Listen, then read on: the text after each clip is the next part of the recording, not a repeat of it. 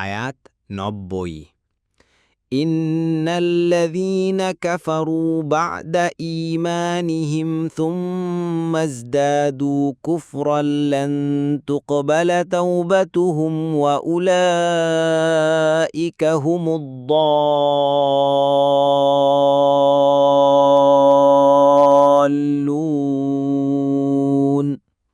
অনুবাদ: নিশ্চয় যারা ঈমান আনার পর কুফরি করেছে, তারপর তারা কুফরিতে বেড়ে গিয়েছে, তাদের তওবা কখনো কবুল করা হবে না, আর তারাই পথভ্রষ্ট।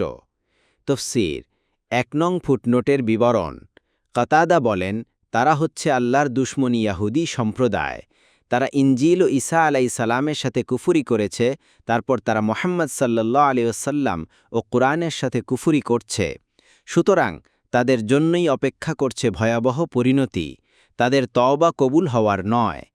আবুল আলিয়া বলেন, তাদের তওবা কবুল না হওয়ার কারণ হচ্ছে তারা কোনো গোনাহ হতে তওবা করলেও মূল গোনাহ অর্থাৎ কুফরি থেকে তওবা করে না। সুতরাং তাদের তওবা কিভাবে কবুল হবে? ইবনে আবি হাতেম